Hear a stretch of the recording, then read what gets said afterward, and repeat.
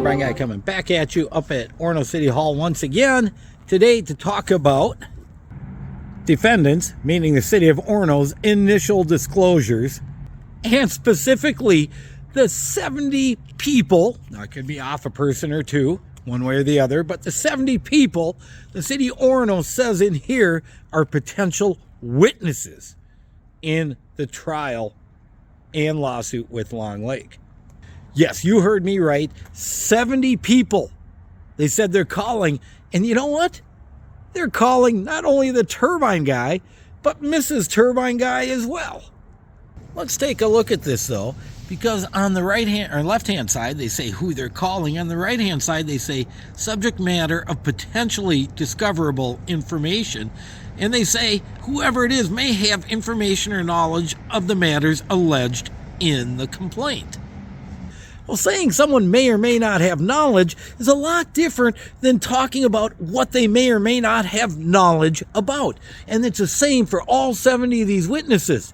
To the Turbine Guy, that's extremely bad lawyering because you know what? You're just throwing out a generic document and throwing the rope as wide as you can to include everybody as you can just to complicate things and bury Long Lake in paperwork.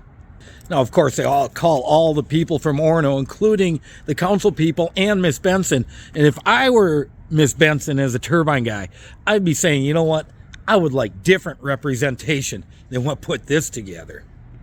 Orono's not only named Long Lake council members, which makes sense, but they've named people from Medina and people from Minnetonka Beach. Officials of both of those communities are being dragged into this mess. Then when you get to the back pages, you see basically a lot of people who have spoken up at meetings, including the Turbine Guy there. Oh, Brad Erickson, forgot to highlight him. Chelsea, and look at that, even Mrs. Turbine Guy. And you know the crazy thing? See that address? The lawyers got that wrong too. My wife has been a resident of Florida since 2017. Now, seeing Mrs. Turbine Guy's name was on this list, I decided to ask her. And you know what she told me? She does not remember ever talking about the fire department up at City Hall during the comments or anything like that. She doesn't remember having any input about it, and she does not remember having any knowledge about it. But boom, there she is, still a potential witness for the city of Orono.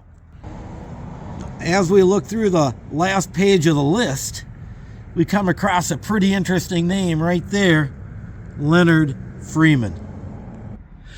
Leonard Freeman is Reverend Freeman, who was the preacher at St. Martin's by the Lake many moons ago. He was, in fact, mine and Mrs. Turbine Guy's preacher.